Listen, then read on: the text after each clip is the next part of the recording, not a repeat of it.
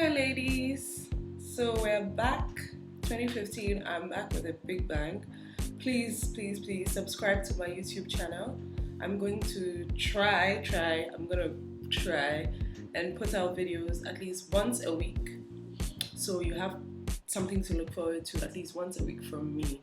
I'm going to try and do more makeup tutorials, more hair tutorials, just more general helpful tips, tricks, the usual that we do on the blog, but we're just going to do it live in person. Please subscribe and share the channel so that a lot of people can also learn and benefit. Thank you for sticking through for these past how many years. I really appreciate it. So today's video, I want to talk about a few secrets, tips and tricks of how I've been able to grow my hair out, and how I have been able to maintain healthy, relaxed hair, as well as grow it out.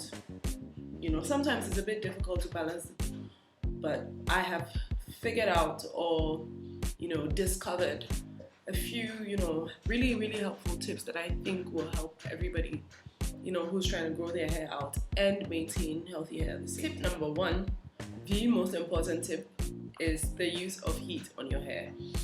I'm sorry that I'm the one who has to tell you this, but there's no way that you can use heat on your hair once a week and then expect it to grow, because the heat damages each strand of hair, all the follicles and all those things, and the constant use of heat on your hair just causes damage.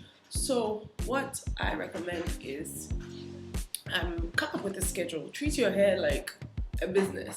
Come up with a schedule, when you perm your hair, when you want to use heat, how many times can you use heat. For me personally, my hair every 3 months and heat on my hair once a month.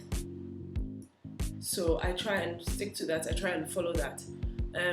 Of course, sometimes I use heat on my hair more than once a week. Things happen in life, but for the most part, I really try and limit my heat to once a month on my hair.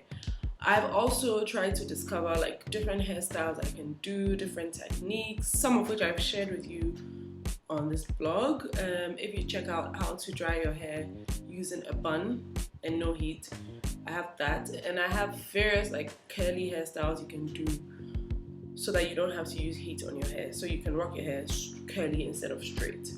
So that eliminates the need for heat on your hair. Sitting on the dryer is better than using a blow dryer and a straightener. Yes, that's true, but it's still a form of heat and it still can affect your hair. So just balance it out a little bit. Tip number 2 is deep conditioning your hair. If you can, I recommend that you deep condition your hair at least once a week. If you can't, then twice a month, so every other week.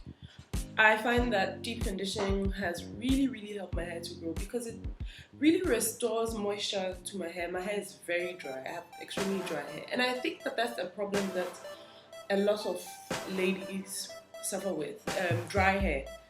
And you have to find the balance between moisturizing your hair and not having it too greasy. So, which is why I recommend the Cantu Shea Butter Leave-In Conditioner. It's awesome. It leaves my hair moisturized, soft, without being greasy. I have a video of all the products that I use on my hair, which you can check out. I'll also leave the link so you can click on it and watch and see which products I've been using. I use the Organic Root Stimulator hair mayonnaise to deep condition my hair. Sometimes I deep condition overnight, so I'll wash my hair and then I'll put in the deep conditioner and then sleep with a shower cap and a scarf and all that, and then wash it out the next morning. And I find that I have no problem with that. But if you have extra fine hair, that might leave your hair too soft and extra protein treatments. I wanted to talk about protein treatments. Me personally, I have very thick strands of hair, my hair is thick. I used a protein treatment a few years ago. I used it on my natural hair and I used it on my relaxed hair, and I found that it left my hair really dry. And so I was wondering, like, they always say protein is good for your hair, blah blah blah. Some people even use eggs and avocado and all those things on your hair. But I found that I went to do some research and some reading and all that. If you don't need the protein, it can leave your hair feeling very dry, very brittle. So what I recommend is, if you want to try out a protein treatment, try it once and see how your hair reacts.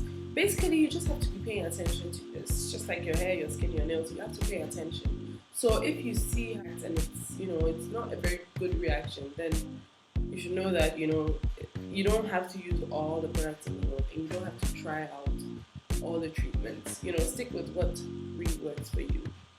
Tip, are we on 3? Yes. My third tip is keeping your ends protected all the time. I usually don't wear my hair down. I wear my hair down once in a while. It's too hot, first of all.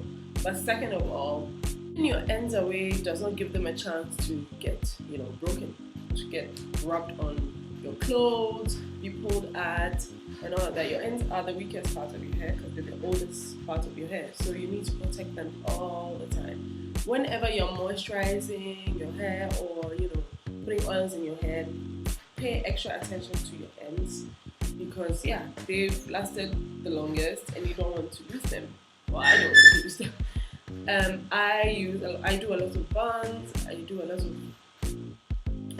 updos, buns. I have a whole blog post about different hairstyles, protective hairstyles you can try. So far, these are the main things that have been working for me in my hair, and I'm sure that they can really help some of you. And it's very difficult to let go of the heat thing, but you just need to find other alternatives to having bone straight hair.